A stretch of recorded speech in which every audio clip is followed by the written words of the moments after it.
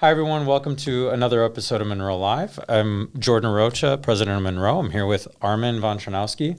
Armin is one of our senior engineers. Today, we wanted to dive into the Model Y.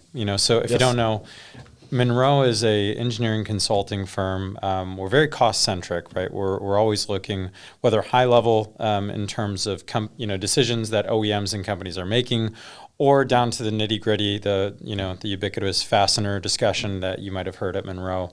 But we're really interested to see and dive into in this conversation why Tesla decided to launch the model they did. What are the key drivers there? And then back all the way into perhaps some of the content decisions we made, right? As we go through our daily lives supporting our customers, one of the things that we're often trying to trade off is content versus true technical cost reduction. And at the end of the day, we're pursuing return on investment, profitability, right? That's ultimately what we're selling. And we pull a number of levers to help our customers get there. So as we sort of decompose perhaps what Tesla did, hopefully some of that will come out in this discussion, but I'm looking forward to it. So, maybe with that, Armin, maybe get us started, kind of ground us in the highlights of what the change is on the Model Y. Yeah, so main changes visually when you just look at the car, there's YouTube videos out now if you're interested to see. They have changed the rear and front fascias, right? So you now don't have, on the Model Y that is, the signature light bar in the front. So this is more conventional look now. On the rear, I believe the light bar, or it's kind of an indirect light bar that reflects off itself, was deleted as well. And so with our customers, we've done a lot of brainstorming and cost reduction around lighting systems. And in industry nowadays, there's obscene amounts of money being put into light signatures, right? So very expensive component. They've pulled some features out there to reduce costs, but other than that, big driver that you can address is the battery size, right? Yep. Main cost driver in EVs, so they've reduced it from, I think, 75 usable to 69 usable, so that's not the total battery capacity, but what you can use with a full charge, 0 to 100. So Armin, before we dive, I think those are some of the good high points to cover. But before we continue on the feature reduction, I just wanted to point out, like from a base perspective, they've reduced the MSRP from just under 44,000 to just over 39,000. Pretty considerable reduction. And the reason that's important is not that, it's $4,000 and that's going to get it below the 40K mark. I think it's impactful because as we look at the industry right now, the economics, the tax incentives coming out, like some of these things, this is directionally quite a bit different than what we're seeing as a trend in the marketplace. Certainly, I would say many customers and many OEMs right now, right, folks are talking about content reduction, how to get the costs lower, but there's not a really clear path forward.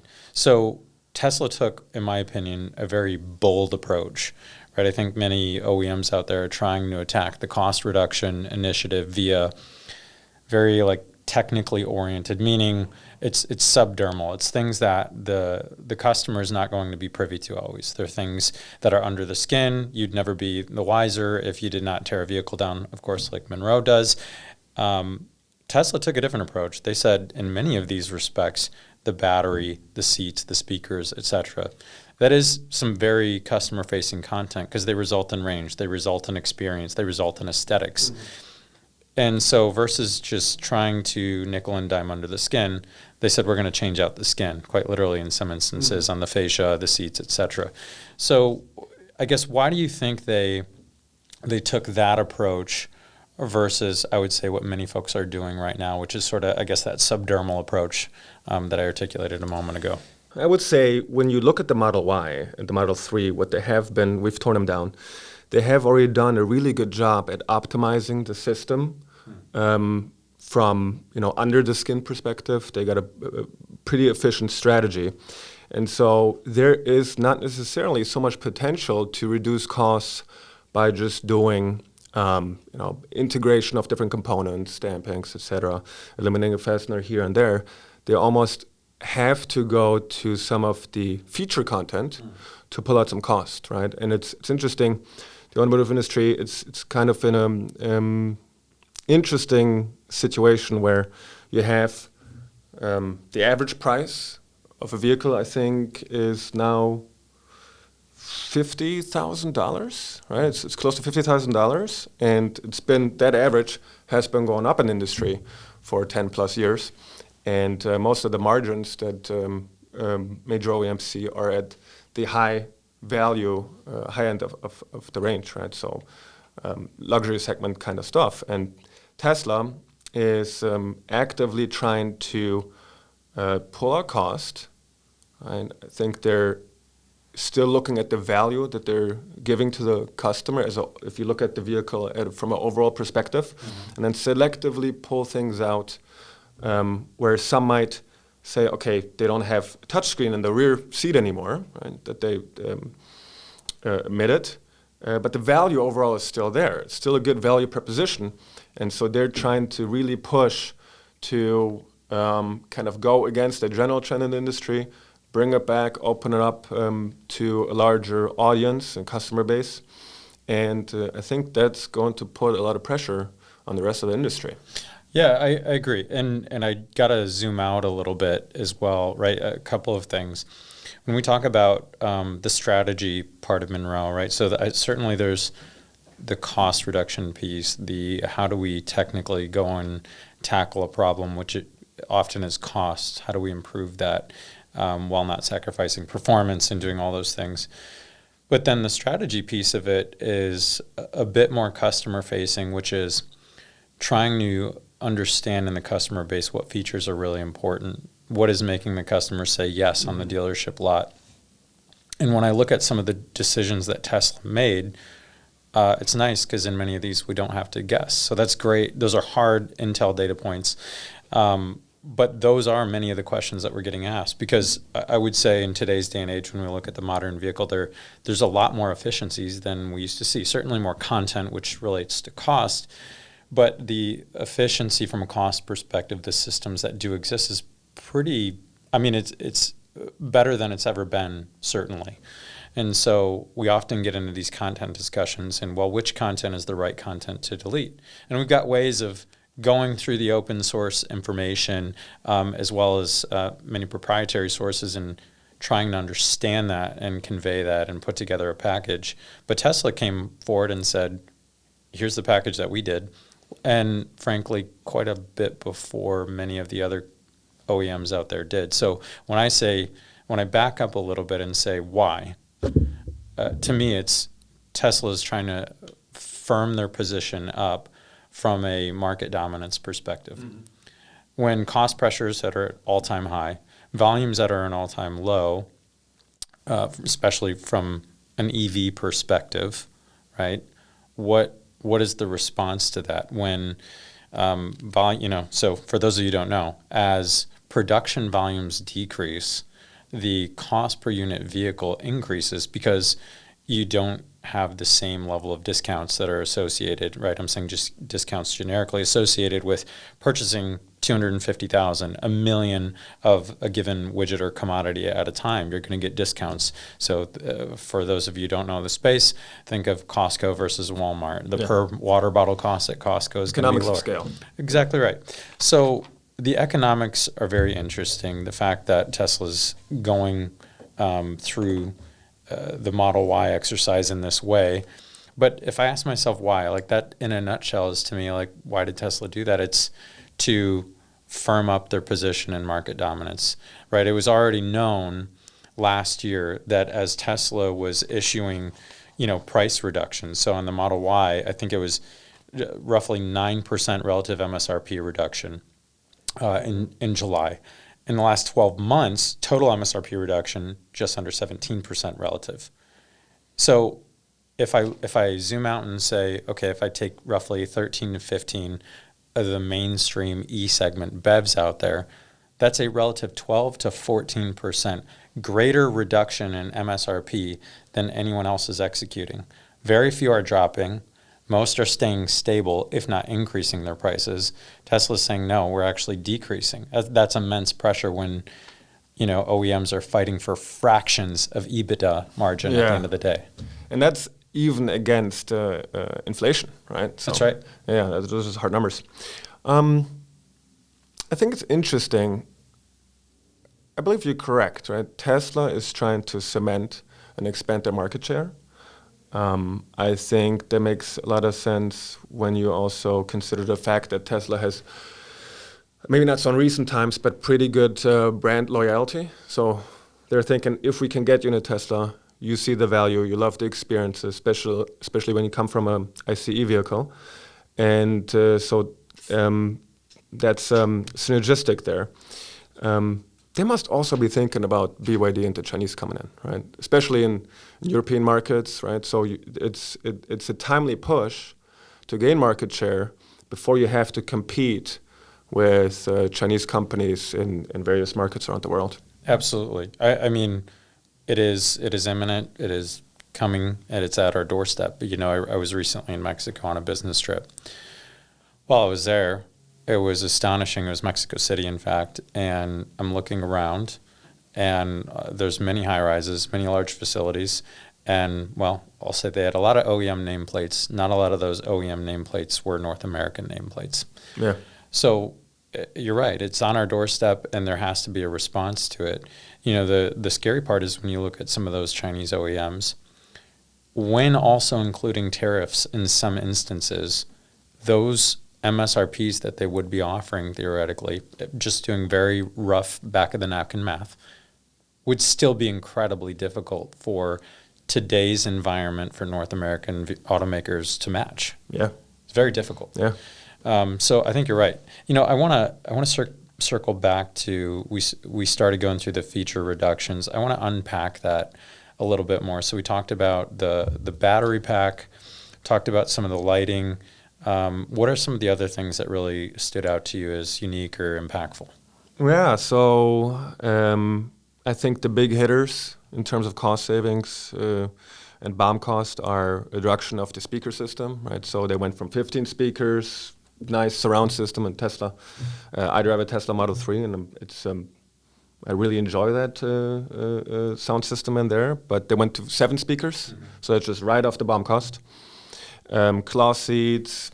And I think on the speakers, I think it was the speakers, but it was also either they went to a smaller amplifier or they've got PIA drivers in the speakers. Knock-on effects, right? Right, and so that, if you look at a speaker system between the subwoofer and the amplifier, that's a big chunk of your cost, right? Depending on if you have neodymium and all those other factors. But the point is, that's a big move to take out. I mean, the bass is what hits you in the chest while you're driving when you turn up the tunes, and so that's not a small move. Yeah. No, it's significant for sure, right? And a lot of these actually that they pulled have potential knock-off effects to the rest of the system. So if you have less wattage in your system, you can have different drivers, you can have a different amplifier and all that stuff, right? So, but what stood out to me was cloth seats. Mm-hmm. I'm not sure if it's all cloth seats or just the inserts, part of the seats, but they went away from the vegan leather or leatherette, right? So less expensive there, touchscreen in the back, no heated seats. And then another feature that's interesting that we should discuss that they removed is the auto steer. They did say that the new standard models for Model 3 and Model Y have full FSD capability. Same hardware, same computer, all the sensor suite, it's all still there. But they don't offer auto steer. So I'm wondering if they should be able to do it, technically speaking, if they made a conscious decision to differentiate the vehicle to the more expensive premium model, right? So, as always, things are a little bit more complicated. And this is super inherent to many of the discussions that we have with clients, right? It's like, well, if we do that, yeah, sure, we can shut that feature off. Why would we do that? Because it's not actually saving us costs. Well, it's an enticing function for brand or price class differentiation, right? So if you're the Model Y performance buyer, and then you look over and you see that the $39,000 Model Y buyer has some of the same impactful features, you feel like you got slighted. And so they're intermixing outright cost reductions to their bottom line and also price class differentiation. So there's a blend of both. But I would say, as we continue through the content, my overarching thought is most of these, not all, most of these are going to be bottom line impacts, right? Tesla is going to be observing cost savings or avoidances on the forward-looking Model Y. Mm-hmm. Yes, to name a few other changes to the Model Y, omission of backup camera speaker, right? So that sounds like that's your pedestrian warning. The heater, I think it is. Was it the speaker? It's misspelled here. Yeah, okay. Might be the heater. Removal of TPMS, right? So your tire pressure monitoring system.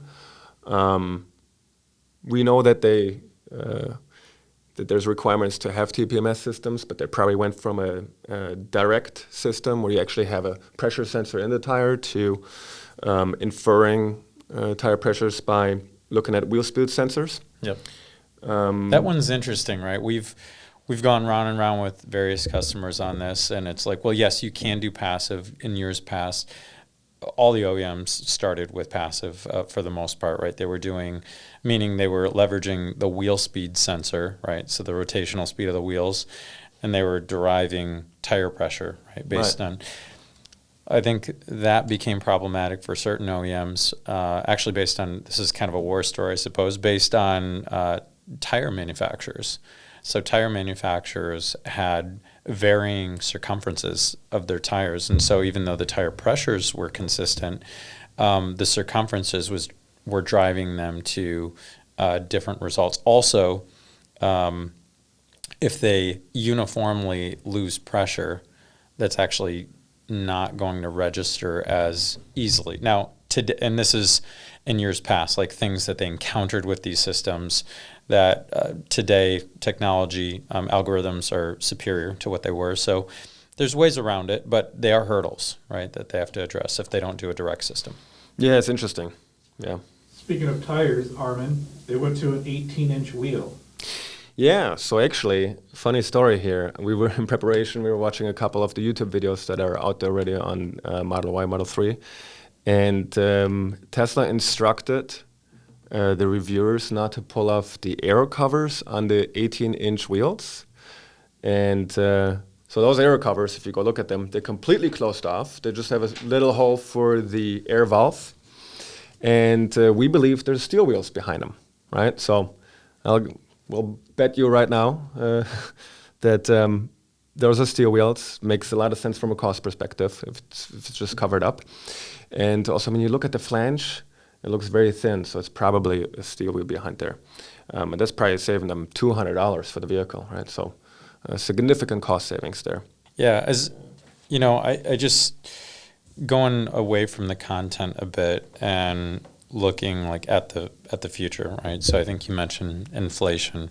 Folks are trying to address this, right? How do the prices of vehicles, the economics, the tariffs, like there's so many variables. Arguably, there's all the same variables, but those variables have different ranges now than they did a few years ago.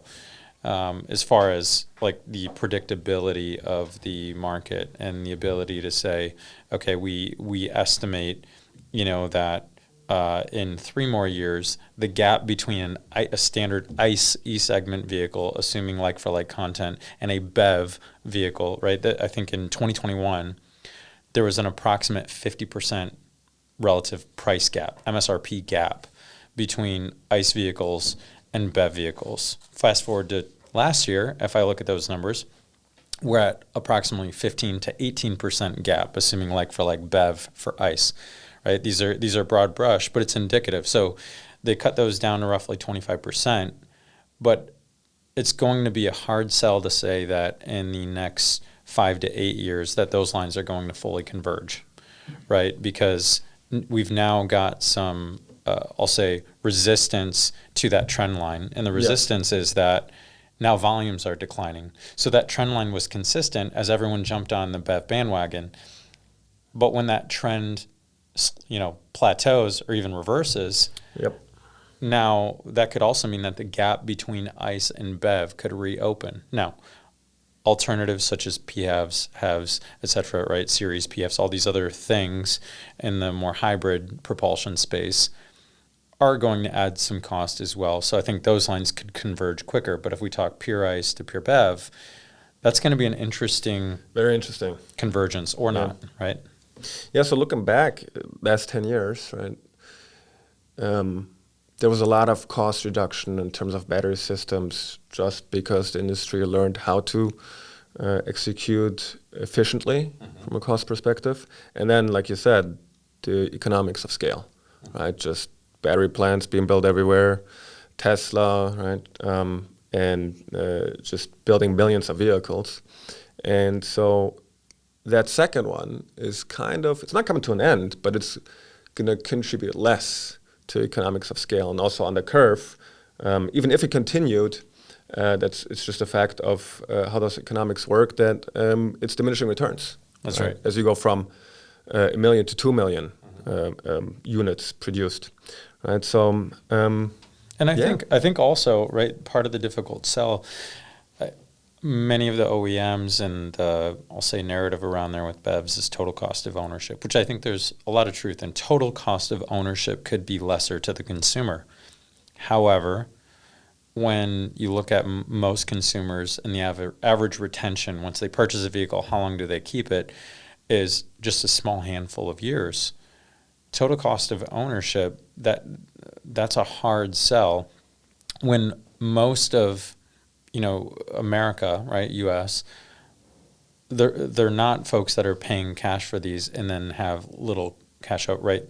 The payment is impactful. Right. And when you're paying for a vehicle that at MSRP is 20 to 25% more than the equivalent ICE, right, the total cost of ownership becomes a harder sell. And I think there's a lot of economics and data and analyses that have gone into proving these things. And so the data are fairly robust, I think, but I think what it's missing is the psychology piece of it for Right. the consumer actually going and signing on the dotted line. Yeah, people tend to buy off MSRP, right? That's right. It's psychologically difficult to make long-term decisions when compared to when you get sticker shock. Yeah. And you tell someone they're going to save it all back over the next 10 years. I'm not even keeping the car for 10 years. That's right. Right? So, yeah, that makes sense. Yeah.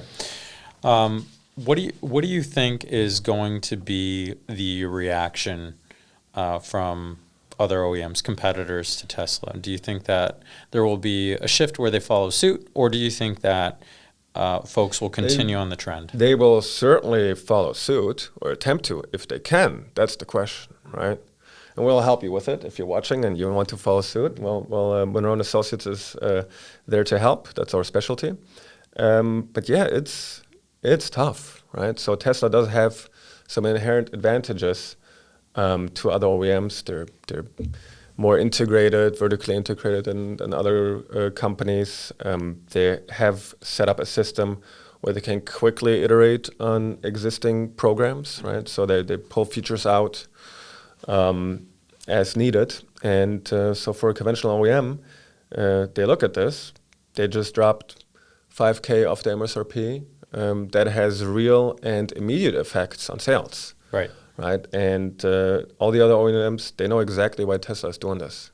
Right. So it's pretty obvious they're looking to cement their position as the leader, the global leader in the EV space. Right. And I would say that if we look at them from an EBITDA perspective at the overall OEM level, GM's close. Stellantis and Ford are struggling relative to them. It will be very interesting to see over the next 12 months what type of impact this has to Tesla. And I think people are going to be looking very closely at that. But, I mean, your point regarding help, right? There's a lot of decisions, right? Every one of these content decisions had to be thought through in intense detail. There's a lot of analysis of alternatives. There's a lot of ROI that goes into it, total accounted rate of return, like all these things. If you're an OEM, you've got a product out there, this is not specific to vehicles, that is precisely one of the things that Munro really does well. We can go in there, we can help you not just with the technical costs, and I'll say that's the material, that's what you're buying, whether to make your own part or the commodity that you're purchasing from a supplier. But it's also the business impact. Where are you sourcing that? What are you doing today? What are the impacts to the plant? What are the impacts to the tooling? Is there cancellation costs? Is there obsolescence costs? Right? Not every organization has all these resources available to you. So if you're struggling with that, I encourage you to reach out. We've got sales@leandesign.com. We can help with that. But there's going to be a lot of reaction to this in the BEV space, right? And I can tell you there already is to some extent. So, I guess closing this out as we estimate, it's like, well, how much cost could Tesla have saved? By my estimations per vehicle, I'm in roughly the $3,000 to $5,000 range. Could be every bit of it. Yeah. It's highly dependent on, right? They say no panoramic glass. They say cloth, what type of stitching. Did they actually remove the software and the firmware and hardware for the auto steer or not? Is the front fascia more or less expensive? There's variables. But at a high level, if we look at the batteries alone, the speakers, right, some of these big hitters, that number climbs pretty quickly. That's going to be very impactful. Yeah. When, and you know this well, when you're pursuing a cost reduction and folks are fighting over single-digit dollar values, right, depending on what the concept is. They reduced the MSRP by 5,000, right? So we were thinking 3 to 5. So that's an indication there might be some other things that changed under the skin. And we'll find out Absolutely. when we get our hands on one. That's right. Well, this has been an interesting discussion. I am excited to see how this goes. I would encourage you, whether you've got a vehicle or if you've got a hairdryer for that matter, product agnostic. These are decisions that we can honestly and earnestly go and help you make. So if you're interested in that sort of support, we'd love to just chat with you, see what problems you have, see what type of hurdles you have from a margin perspective. If you're struggling to get costs down on current product, future product, et cetera, that is certainly what we do. And hate to toot your own horn, but we're good at it. And a lot of it is the way we engage with people. So we're excited to talk to you. If you're out there, reach out at sales@leandesign.com. Armin, thanks for your time. This was fun to dive through. Yeah, appreciate it. All right. Thank you, everyone. Thanks.